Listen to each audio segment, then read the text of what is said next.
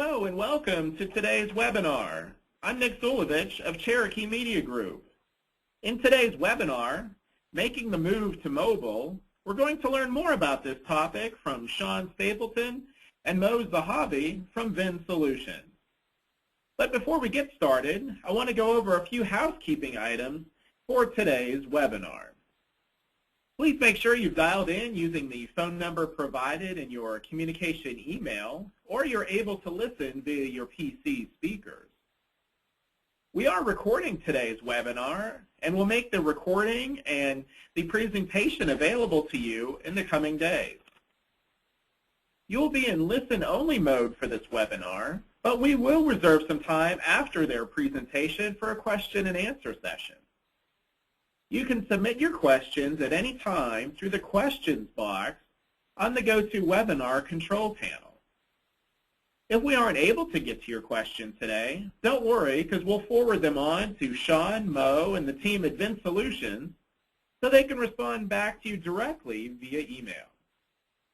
Lastly, if you have any difficulty during the webinar, please click on the hand icon on the control panel, and a member of our team will do our best to assist you. So when it comes to generating leads, dealers have to meet potential buyers where they are. And these days, that means they're on their phones. So let's learn more about making the move to mobile with Sean Stapleton and Mo Zahavi. Gentlemen, the webinar floor is now yours. Hello, everybody. This is Sean Stapleton with VIN Solutions. I'm extremely excited to be here, and I'm with Mo Zahavi with VIN Solutions. We are very excited today to talk about the mobile, making the move to mobile. You know, from service to sales, take your dealership to the text level, if you will. We're going to be talking about lots of things today, but let's go ahead and start the beginning of this webinar, right? Texting. It's quick, it's easy, it's less disruptive than a phone call. It is one of the greatest new communication tools of the modern era. Depending on what age you are, it might be the only form of communication.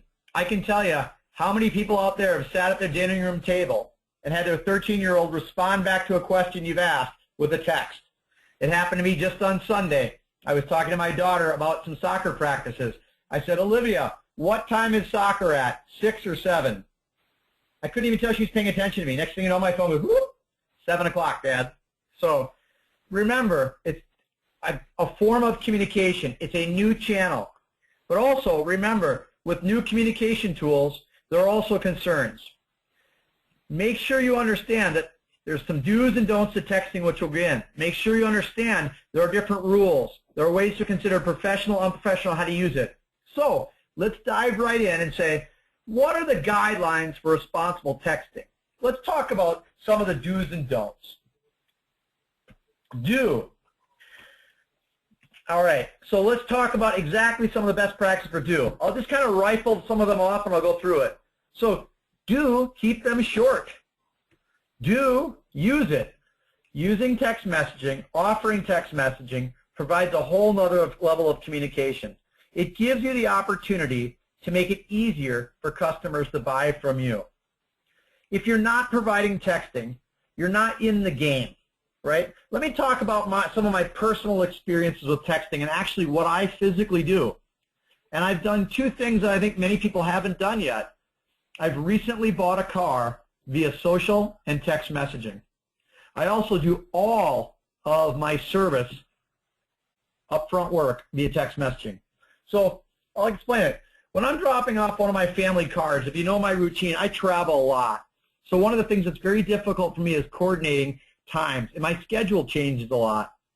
So my dealership that supports one of my cars, the way I work with Paul, my service advisor, is via text messaging almost 100%. So I will land and I'll say, hey Paul, Sean here, you don't by chance have a ability to service my car today? If you do, I'll need a loaner car, and I'll need the ability, if it's not done tonight, to possibly leave it at the airport overnight. What I get from that is I get a faster response.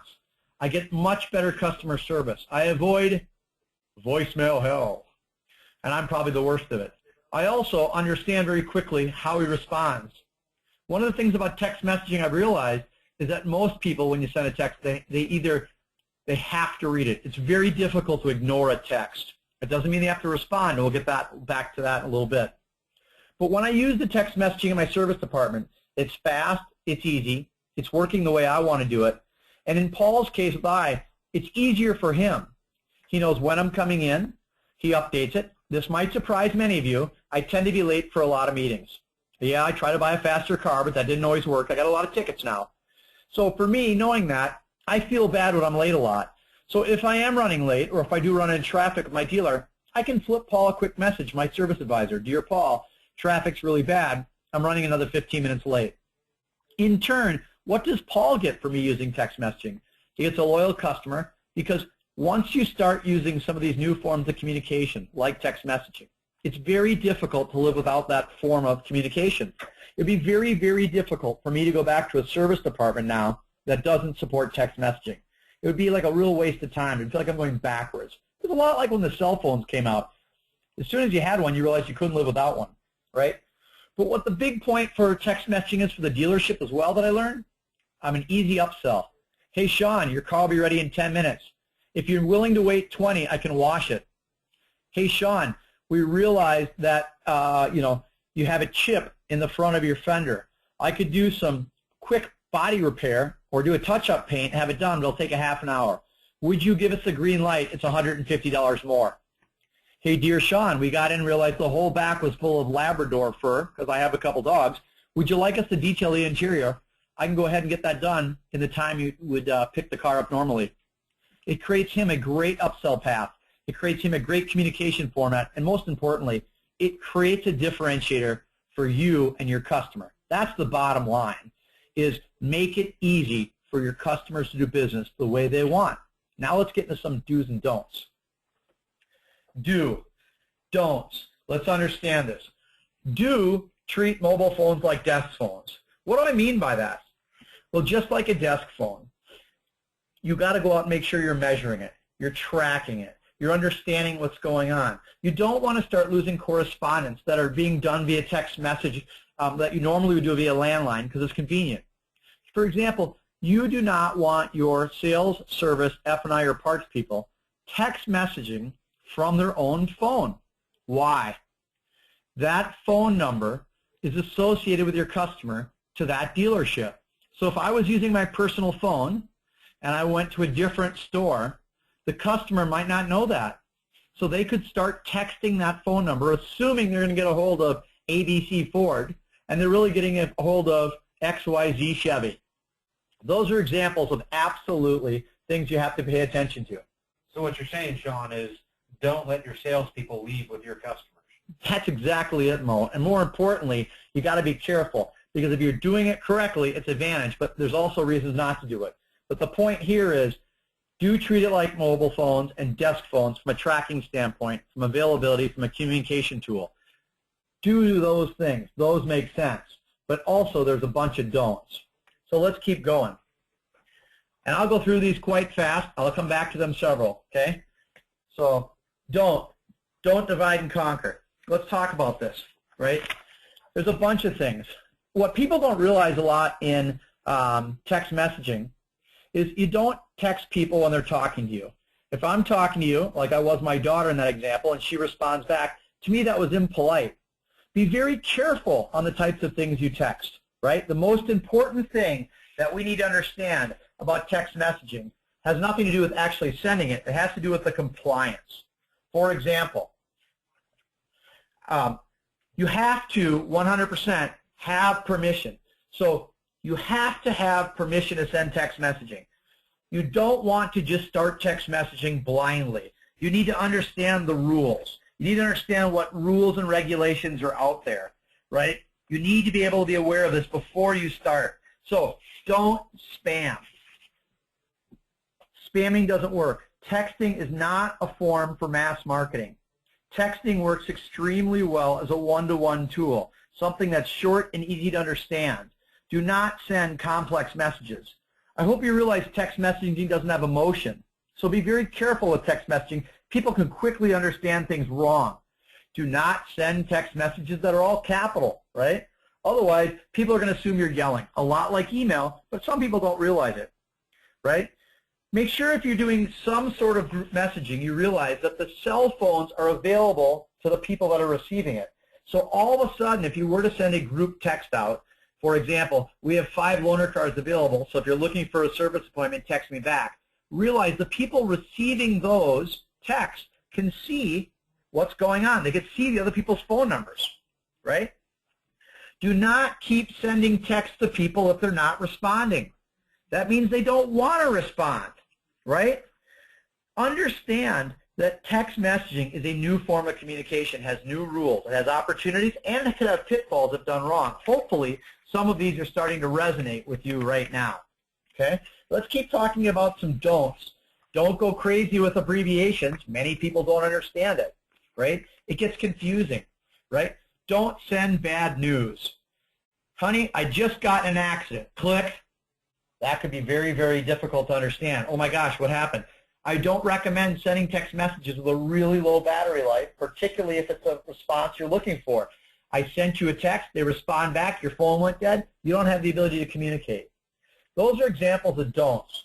If you want your team to call customers, you've got to make sure you're supplying them with a phone number that represents the dealership. So don't let your salespeople, your service advisors, use their personal phone number. We've touched on that twice. I'm going to do it a couple more times. The other thing is, do not start text messaging without understanding the rules.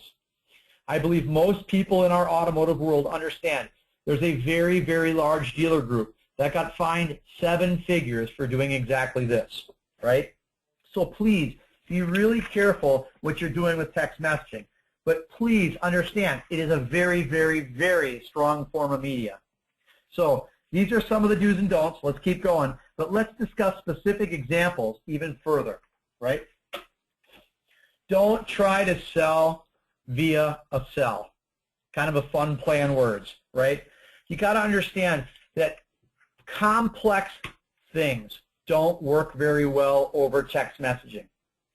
Things that have multiple links, things that have fine print, things that have very odd different font sizes, those are all things that don't work well on text messaging. The media doesn't support it very well, right? It just doesn't seem to work, right?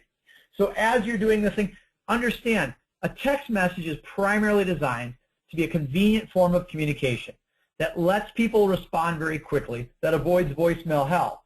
However, if you start to get too pushy, if you start to abuse the phone number, if you start to do things like text messaging via spam, if you start to do things like not getting opt-ins, these are all really bad things to start with. Also, if you're starting to do group or spam, realize your customers could get upset. Please understand, there are people today that have cell phone plans that are charged for receiving an inbound text. And if you don't have permission, you may run into those people, and you actually may accidentally have them incur an expense for listening to one of your texts or seeing or viewing one of your texts. So don't try to sell, S-E-L, via cell. Let's keep going. Do. Let me just rifle off some of these quickly, and we'll get into it again. Do keep them short. Do offer text messaging, not only in sales, but service, parts, F&I. Let me give you a personal experience. This week, I'm buying a new F-150. I've done the majority of this purchase via social and text messaging. Do you realize that I got, for the first time ever, a response from a dealership? I said, do you have this blue F-150, this particular limited edition, in stock? Yes. They sent me the next link, was the link directly to that piece of inventory embedded on their website. The next thing was, I said, cool. Anything else? The next thing he sent me was a link directly to their credit score or their credit application. That was a great way of using text messaging. This person really blew me away. He also then used a Vine. He sent a 6-second message that had a video in it of a quick walk around. Here's the interior, here's the exterior, here's the color. Here's the interior, here's the exterior, here's the color. It was very, very well used, right? Understand that text messaging will be the way to do it, right?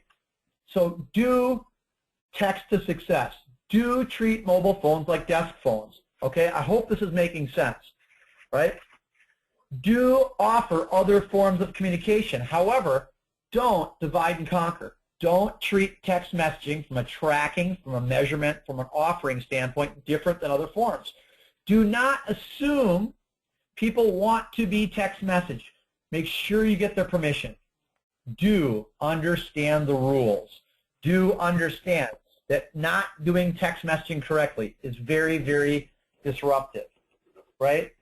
Do understand it requires double opt-in.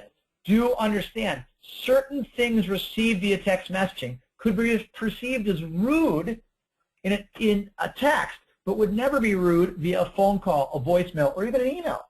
So really, don't try to sell via sell. In closing, let's talk about this for a second. Text messaging is by far one of the most important new forms of communication that any business can offer. Understand that text messaging works particularly well when you're using certain categories of customers, but don't assume because they're young they text message, because they're old they don't. Don't assume because you've talked to them as a friend 15 times on the phone that they're going to want to hear you via text message. Okay? These are just some of the basics, and I'll come back and I'll hit you with some more of these in a little bit, right? But I hope this gave a pretty good understanding of some of the best practices of do's and don'ts in text messaging. So with that, I'd like to go ahead and turn it over to Mo Zahabi, and I'd like to walk through VIN Connect Mobile. Thank you very much. I'll be back to you soon. Hi, everybody. This is Mo. I just want to thank everybody for joining us today, and thanks, Sean, for walking us through some of the do's and don'ts within the industry. I'm sure there's a lot of mismessaging going on out there. I personally have run into a lot of friends within the industry who don't understand the double opt-in because they've been misinformed by other vendors. So if we have any questions when we're done, please let us know. A big feature of our product is the mobile aspect, and in addition to our existing VIN mobile functionality, we listened to our customers, we heard them loud and clear, and we responded with a state-of-the-art mobile platform that truly delivers on the expectations our customers had. Capture every customer, log every call, see every text, every email, track every action of your sales force. Mobile's overall influence on the sales process can be drastic. By enabling the sales staff with this technology, we can drastically improve the speed at which we engage a customer and offer an increased experience overall. There's no reason purchasing a vehicle can't be broken down to 30 minutes, fast, fun, and friendly. Remember, fast, easy, and accurate is what a mobile will enable us with. So with that, this year a big release with our mobile product has been the introduction of VIN call tracking. Now myself personally, I run several dealer groups and I don't believe in the honor system. VIN call tracking allows me, no matter my location, to respond to an internet lead with an email, phone call, to quickly stop the clock. With this all-new click-to-call functionality, automotive dealers will be able to make phone calls directly from their mobile application using the simple one-click call feature. Calls will be initiated through VIN Solutions' mobile application, recorded for tracking, and then placed back in the dealership CRM for remote access and review. The feature allows users to optimize call conversions and follow up on missed sales opportunities in a quick and timely manner. All calls are reviewable from the manager's dashboard, driving higher accountability and ensuring that you meet your customers' needs. Again, all mobile. Another exciting enhancement for the year, we've added significant value to our mobile platform based on, again, the feedback from our customers with the driver's license scanner. The customer's driver's license or photo identification can be scanned and uploaded so that the card never needs to be out of the customer's site, and the information is captured within VIN CRM instantaneously. The ability to scan the barcode and capture customer data, obviously very important. Added functionality to merge the existing contact and choose what information we want to keep. So that means if I scan a driver's license and it finds that customer, but the address is different, which address do I want? What phone number do I want? All important features. Simplifies the entry at the same time, allowing the dealership to capture more accurate data from anywhere. Never worry about a missed opportunity again. Along with the driver's license scanner, we've also introduced the insurance card scanner. Ensure that you accurately collect all pertinent information. A simple click allows you to capture the insurance card and seamlessly feed it into the CRM, allowing a better experience for the consumer and increasing data capture rates, which speeds up the sales process in the long run. And finally, the introduction of our VIN scanner itself. So the vehicle identification number, we can scan that and add the vehicle of interest or the trade-in right from your smartphone. With the state-of-the-art barcode scanner, VIN Solutions empowers the appraiser or salesperson to scan the vehicle identification number and upload a trade or vehicle of interest directly into the VIN Solutions CRM and the dealership's desk log. VIN Scanner seamlessly integrates trade information directly into the CRM, ensuring the data your salespeople are capturing is accurate, which saves us time and eliminates expensive mistakes. These upgrades will drastically increase the speed and accuracy from which your customers at the retail facility are logged and the vehicles are appraised. And with that, I'm going to pass this back to Sean. I'm going to go ahead and walk through 5 or 6 of the do's and don'ts again because I went quick, and I'll fill in a couple more pieces. But very first thing is, again, text messaging is here today. It's a new form of communication, and if you're not embracing it, you're losing an opportunity. How can I say that? For the first time ever in automotive history, there are parts of the country that mobile users are submitting more leads than desktop users. So in other words, more than 50% of your leads coming to your store may be from a mobile device. What does that mean to you? That means that if you're not in the mobile space, you're not maximizing your opportunity. What does that mean to your operations team? That means that if you are going to go use mobile text messaging, make sure you understand the rules. Make sure they understand that if I'm responding back to a text message, it should be a text message format that's friendly. I can't tell you how many times I see somebody try to send me something that doesn't fit in the text messaging format, or is too small or too big, or the buttons aren't working because of the way it was sent, right? So let me give you 5 really good reminders again for text messaging. Number 1, the most important one, do understand the rules before you start. Number 2, keep them short, keep them accurate. Number 3, please get in the game. Offer it in all departments. It is another level of service that, frankly, your customers like myself, and customers I'm sure just like you, if you're not being served the way you want to buy, you're going to find somebody else to sell it to you. Understand text messaging really requires you to build a relationship first. Understand, you cannot text message to a landline, right? So focus on building a relationship first before you just go ahead and say, can I get your text message? Because remember, that's their cell phone. And if it's anything like me, it's attached to their body almost 24/7, right? Do understand that you can be personal, but be careful. Limit the amount of frequency and quality and content. For example, if I'm not responding to you via text message, that's because I didn't want to respond, right? Now let's go through a quick couple of the don'ts one more time. Don't start without getting permission. Don't start. It's against the rules. Many of us in this industry know that one of our largest dealer groups in America was sued over $1 million. A 7-figure fine was levied against them because they did not follow the rules and regulations required, and they were using text messaging without permission as a spamming device. So Sean, does that mean I can text the customer and simply opt them into a program? That is not true. That means that when you're going to start this program, I have to get what's called a double opt-in. Great question, Mo. I must be able to show who opted in, when they opted in, confirm they did. That's called a double opt-in. Now, what happens if I call you, Mo, and you say, I didn't get permission? If they go to fine you, you must be able to have the data at your fingertips and easy to use to prove that they opted in. So in other words, you must manage the data of your customer to prove they opted in. It's important that you keep all of the opt-in and opt-out records and transfers back and forth. So therefore, it is very important to secure your customers' data. Do keep records, do keep their data. And the last but not piece on this portion is stop means stop. If I am text messaging you over and over and that person's not responding, there's a reason for it. All you will do is drive some of your most valuable assets, your customers, further away. I was going to end with one kind of funny one, and actually Mo brought it up. We kind of refer to this as the Brett Favre rule. Remember Brett Favre? Be careful what you text other people, because a text message never goes away. You never know where it goes. And make sure, never, never, never send bad pictures to cheerleaders. So with that, I hope everybody enjoyed it. It was very enjoyable for us. We'd love to open it up to some questions. I hope there's a lot of really good ones, and I really appreciate joining. So let's go ahead and open up to questions, please. Excellent presentation, Sean and Mo.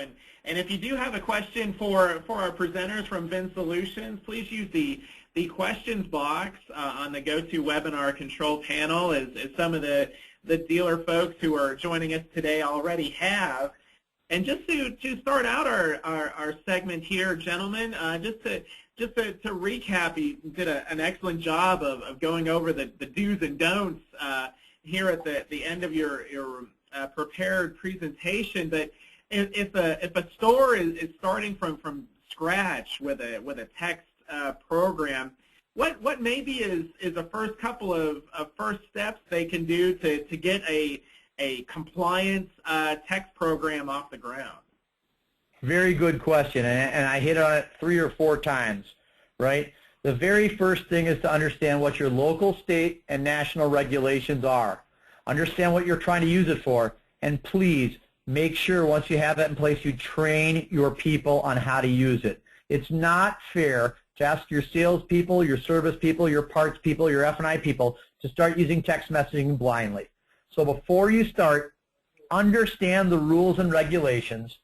Look to people and companies that you've used text messaging for some best practices.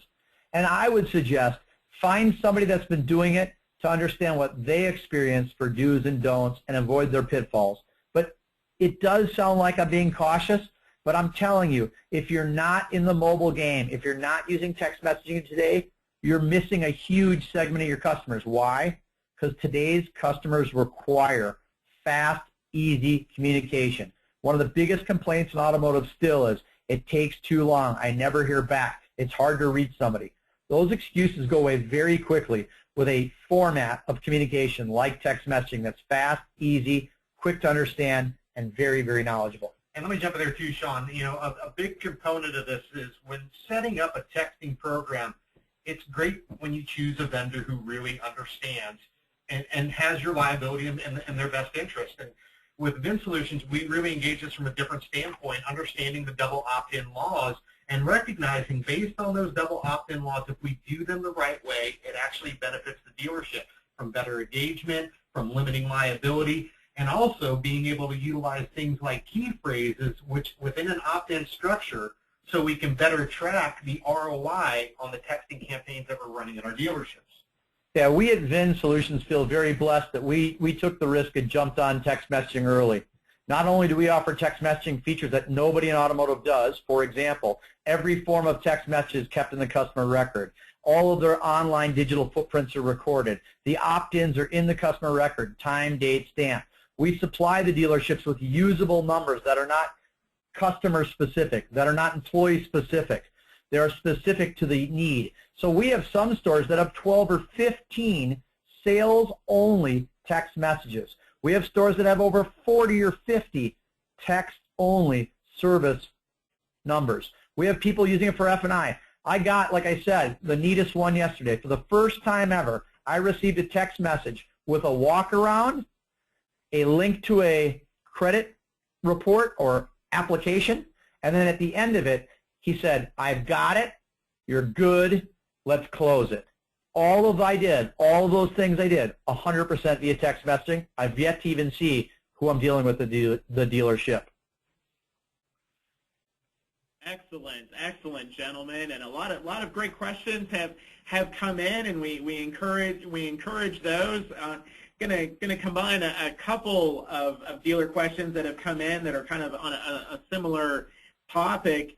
Might have touched on it already, but again, are there both federal and state laws that dealers have to be mindful with regard to text messaging, and also what do you see as the value of investing in a short code for the opt-in protocol via text message? I guess two-part question, that the state and federal laws, and as well as potentially leveraging an opt-in code that might help facilitate the compliance process. Both are excellent questions. First of all, the answer is yes. There are state and federal rules and regulations about how to use text messaging.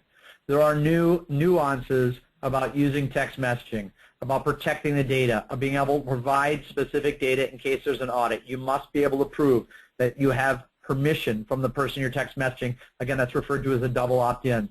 The second half of the question was short messaging, SMS, things like that. I think that's a great thing, particularly if you've got some training on it, some examples, or some templates of best practices in that format.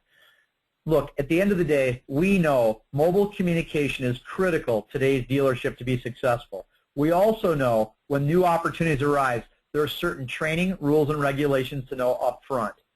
Find somebody that's been doing it. Find an expert. Find somebody that's been in the business that's going to keep you from getting in trouble and supplies you the services, features, and benefits that your customers and the dealership need to be successful.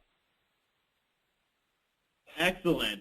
Very good recommendations, Sean. And more questions have come in regard to the driver's license scanner capability. So kind of change gears and shift to that. And beginning with one of the questions that have come in from a dealer is how reliable is that picture of the driver's license? Just from anecdotal experience or dealer feedback, Mo, what is the quality of the resolution of the solution to take that picture of the ID?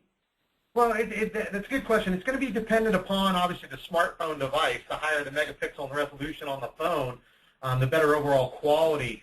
I've tested this with several different phones. I've tested it with tablets, and we have several dealers in pilot with the program right now, and the feedback has been outstanding as far as simply being able to grab a driver's license in front of the customer, take the picture, and have it stored within the mobile application itself. And that's very comforting for me, knowing that that's not stored on the salesperson's phone. It is actually stored in the mobile application, at which point that data is pushed back into the CRM, and now not only do we have accurate data, which we've captured off the driver's license, but we also have that helpful retrieval queue of the driver's license itself tagged to the customer's profile within the CRM. So great question. There's also a couple pieces I'd like to add on that.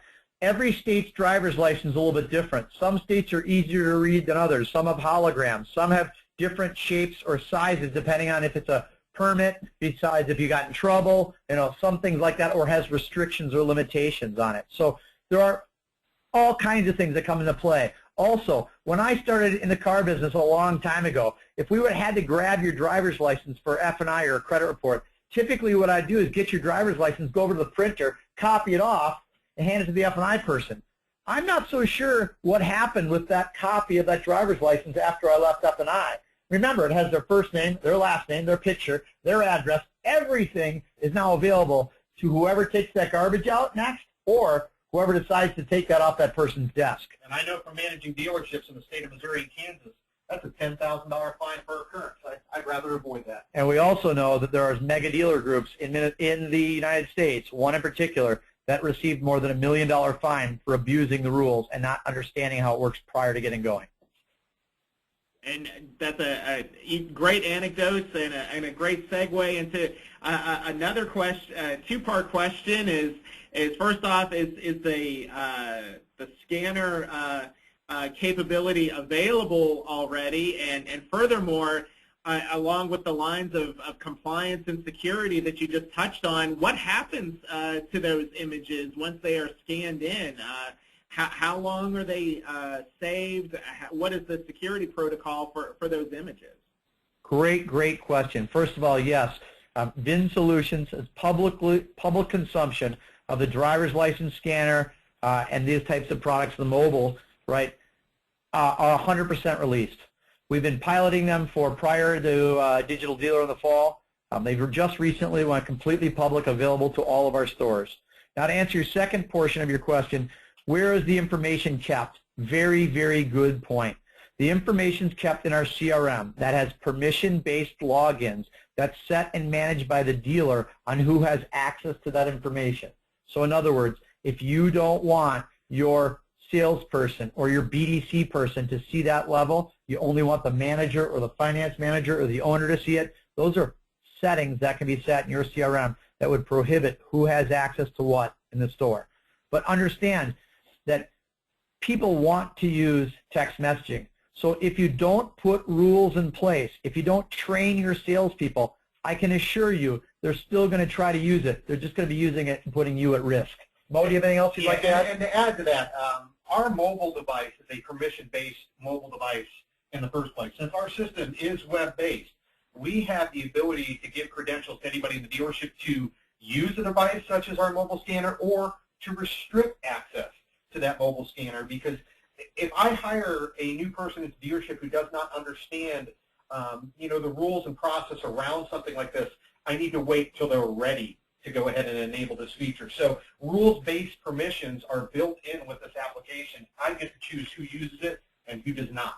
Even in our system, guys, if you try to send a text message to somebody that has not opted in, the system will not do it. In our system, VIN Solutions, once it's identified and approved with the opt-in, the icon physically changes colors from gray to green. Green being you have permission, gray means you don't. Click on it all you want. The system's not going to send it. Excellent, excellent.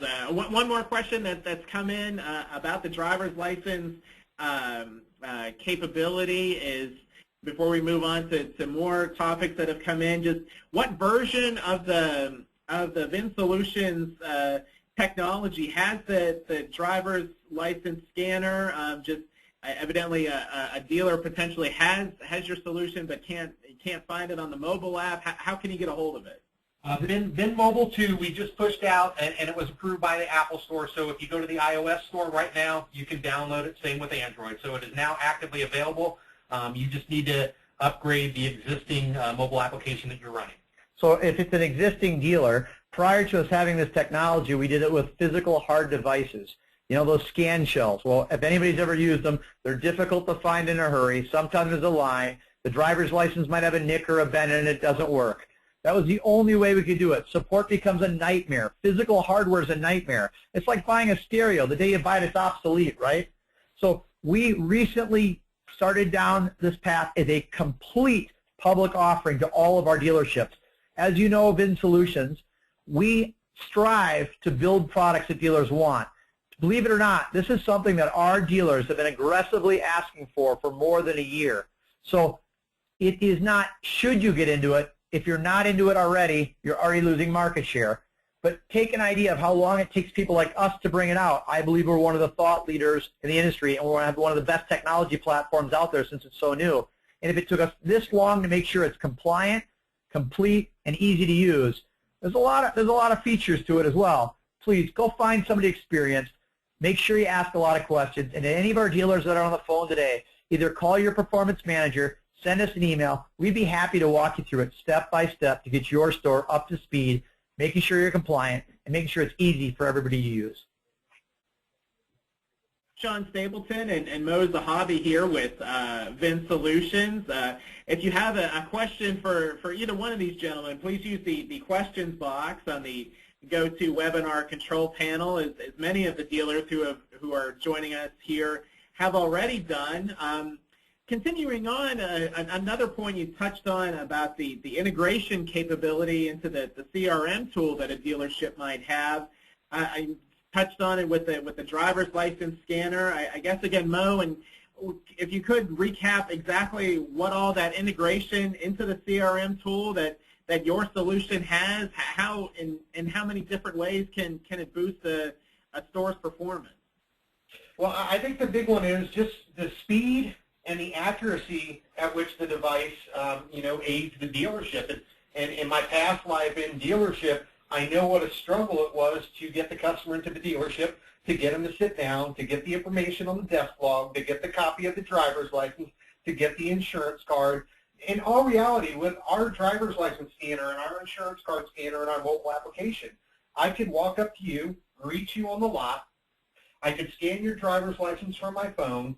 I'd politely ask for your insurance card, at which point I would ask, is this the VIN of the vehicle that you will be trading in?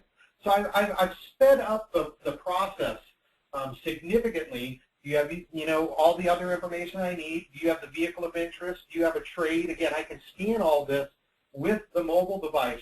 The biggest takeaway beyond speed is the accuracy of the data that I'm capturing. I'm not fat fingering a name.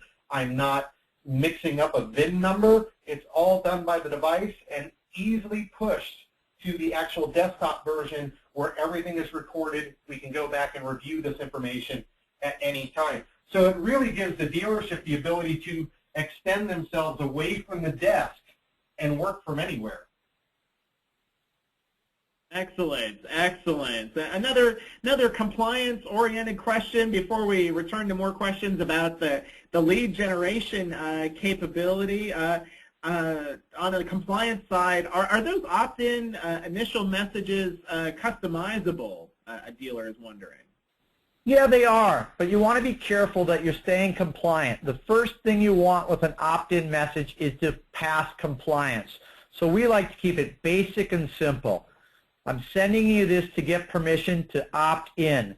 Please text back the word yes, or please text back the word yes you may use, whatever your dealership feels like, and depending how you communicate with your customers. But keep it accurate, keep it simple. I strongly recommend a templated approach for the beginning. Those types of things make a lot of sense. Mo, do you have any other suggestions you'd suggest on that? Yeah, with the introduction of the key phrasing and a double opt-in, it gives the dealership an ability now to choose what they want sent back. So when we're talking about, sourcing this and trying to figure out where that initial opt-in came from, it may have come from my website. Maybe I have a text message out there. Maybe I met you in public and I said, hey, text this key phrase too. Or maybe it's a direct mail piece. It actually gives us not only the ability to hinder the liability for the dealership, but on top of that, it now gives us the ability to create a key source that is relevant, or a key phrase that is relevant to the direction that I'm taking, say direct mail piece, and now the ability to track that back to that direct mail piece and judge how accomplished that key phrase was.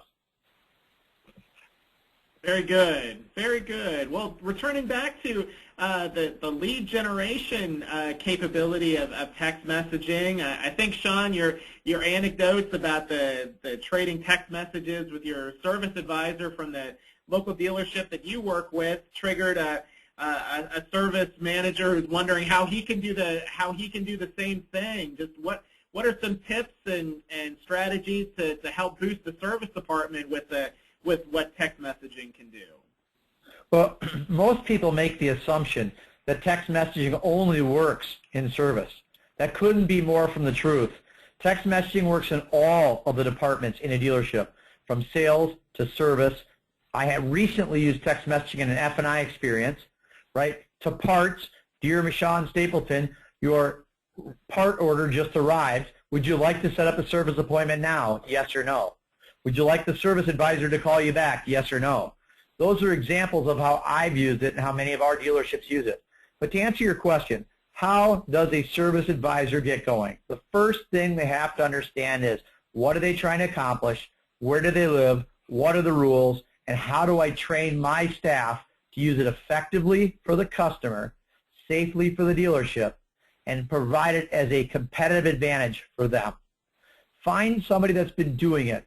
Go online, get some data. It's pretty darn easy these days to go out there or call VIN Solutions and ask for a demonstration of how our text messaging works, whether you're going to use our technology or not. I promise you, you'll get a lot of best practices. You'll get a lot of people that have been using it for over a year, and people like myself that are very, very active from a mobile device. I can't live without text messaging. I like to say it's not critical to use text messaging. It could be the difference between surviving and thriving. None of us are looking to survive. We're all looking to thrive. We all know the competition is getting stronger, and it's becoming more and more difficult to stand out in the world. Well, don't limit your opportunities by not providing every possible form of communication that your customers, your prospects, and you might want to use.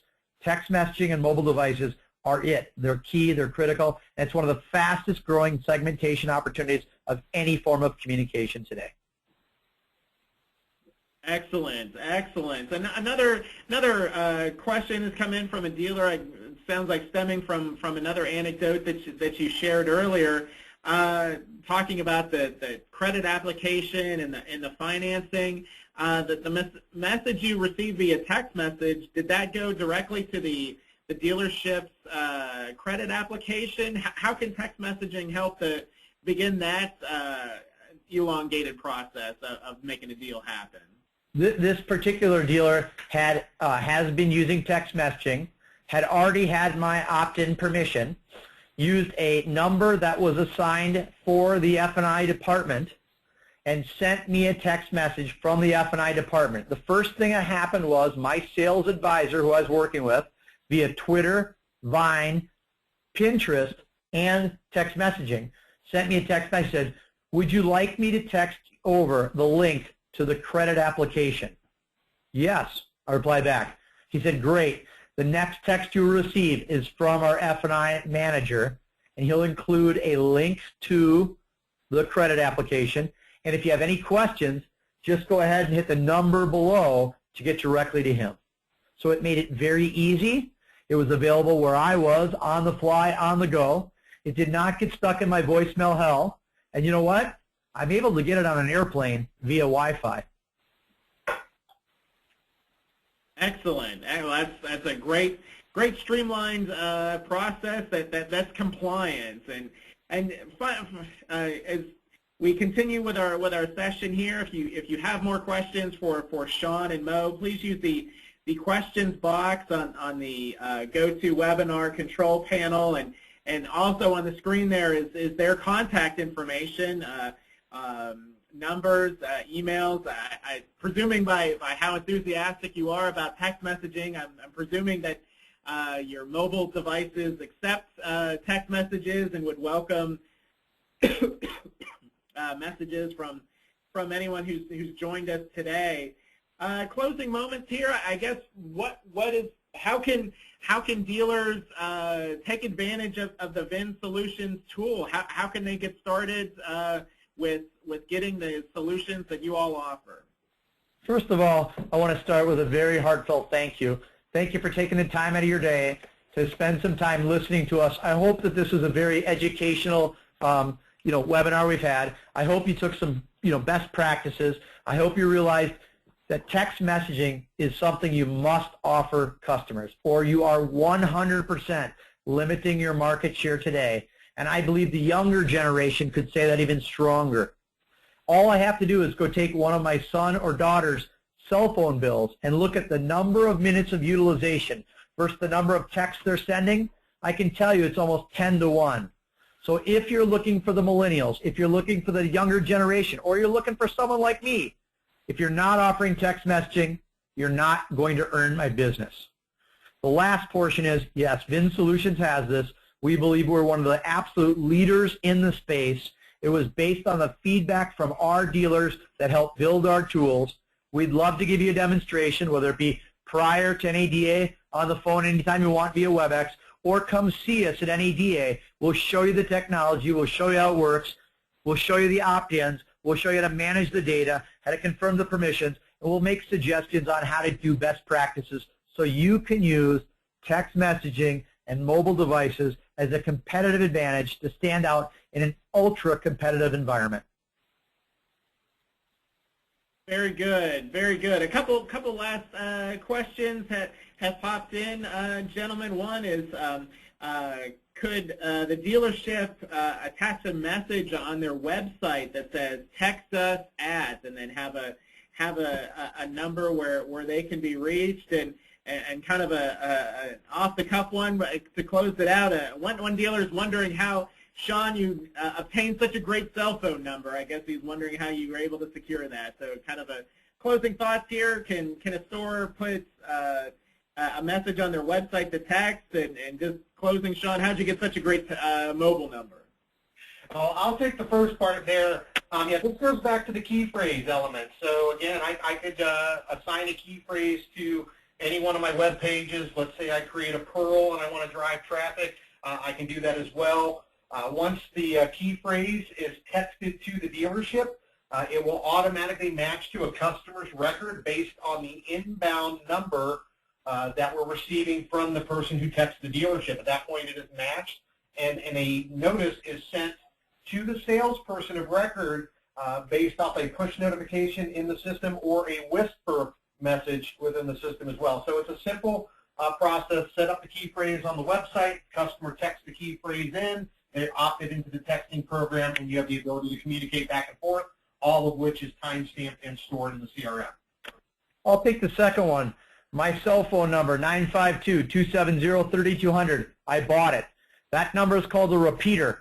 You know, you're very familiar with vanity numbers, 1-800-BUY-A-FORD. That would be an example of a vanity number. You can buy them numbers as a regional number or national numbers, depending on what type of carrier and type of number you're going to buy. But to answer the question specifically, my number, 952-270-3200, I went and bought that number. I wanted an easy to use, easy to remember, national number that was going to stick with me for life. I believe your mobile number is going to be like your Social Security number. I believe you're going to get one for life, and it's going to stick with you forever. So very good point by whatever dealer looked at that and identified that. Again, what we do at VIN Solutions is we provide you a bank of numbers that can be used per department or even per employee. The reason why we're doing that is so if that employee leaves your dealership, they're not taking your customers with them accidentally. Excellent. Great way to wrap it up, gentlemen. Sean Stapleton, the Vice President of Sales and Marketing, and Mo Zahabi, the Director of Product Consulting, both of VIN Solutions. Gentlemen, an excellent job, answered a lot of great questions, and we thank you so much. Thank you. Thank all our customers. Thank all our listeners. Thank everyone. We look forward to seeing people at NADA next week. Godspeed. Thank you, everybody. Have a great day, everyone. Thank you. Bye.